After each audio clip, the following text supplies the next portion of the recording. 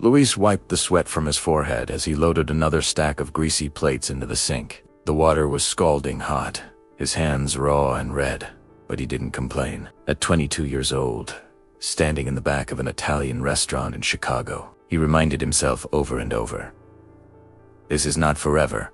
He had crossed the border only a year earlier. He didn't speak much English. He didn't have papers yet. What he did have was a dream, a blurry but persistent picture of owning a place where people laughed, ate, and felt at home.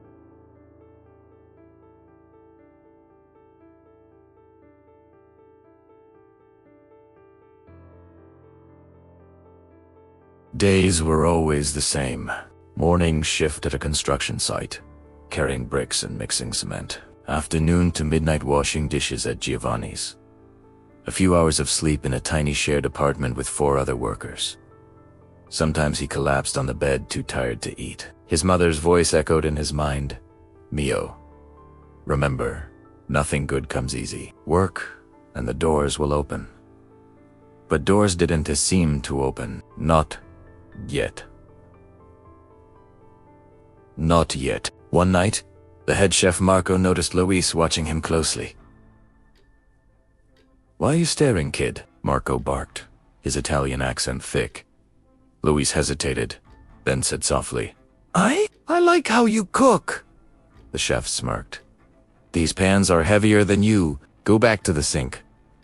But later that week, when a line cook didn't show up, Marco shoved a knife into Luis's hand. Cut these onions. Don't cry too much. Luis sliced. His cuts were uneven, clumsy, but his eyes shone. For the first time, he wasn't just scrubbing plates, he was touching food, part of the magic that fed people. That night, as he walked home through the freezing Chicago streets, his heart beat faster. Maybe, just maybe, he could be more than a dishwasher. It wasn't easy. Luis ruined sauces, dropped pans, and once set a towel on fire. The other cooks mocked him, telling him to stick to the sink. He worked double shifts, sleeping only 4 hours some nights. But Marco kept giving him chances. You work like a dog, Marco told him. That I respect. Little by little, Luis improved. He learned how garlic should smell when it's just right in the pan. He learned the rhythm of the kitchen, the music of knives, the poetry of flavors. Outside work, he took free English classes at night. He practiced words while riding the bus. He borrowed cookbooks from the library, translating them word by word with a cheap dictionary.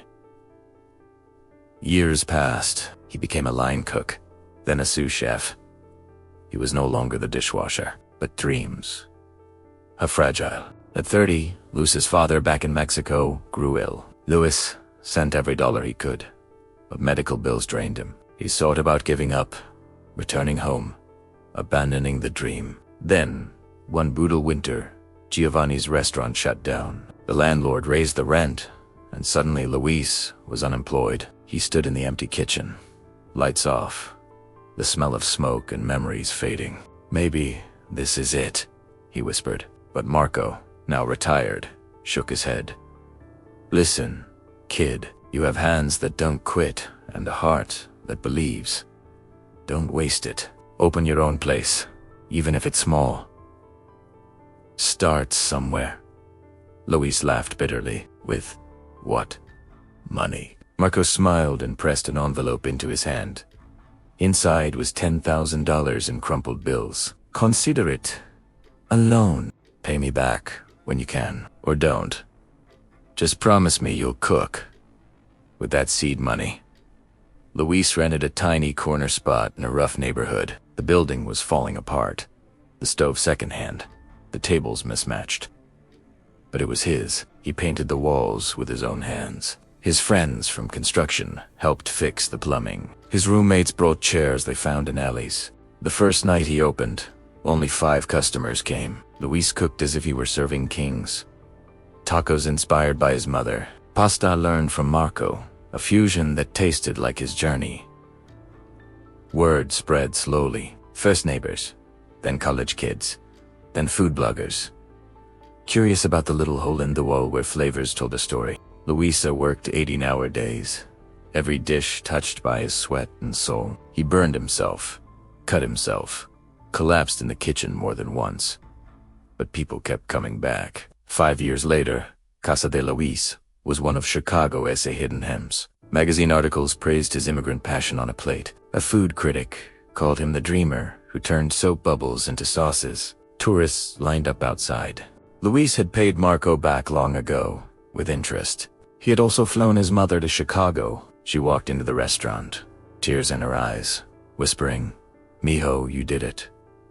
For the first time, Luis didn't feel like the boy scrubbing plates. He felt like the man who had taken every hardship, every burned hand, and turned it into something people could taste, share, and remember. Luis never forgot the dishwasher. He hired young immigrants, the ones who didn't speak English, the ones everyone else ignored. He taught them what Marco had taught him, that hands can learn, that dreams grow when watered with sweat. Casa de Luis Vazanti, just a restaurant. It was proof that the American dream, fragile and battered, still had a heartbeat in the back of a kitchen. Late one night, after the last table left and the lights dimmed, Luis stood alone in his kitchen. He touched a knife Marco once gave him. The blade was worn, the handle cracked. He whispered, smiling through tears, "Not bad for a dishwasher." And in that moment, he knew the dream wasn't just his anymore. It belonged to everyone who believed that no beginning was too small, no hands too dirty, and no dream too far.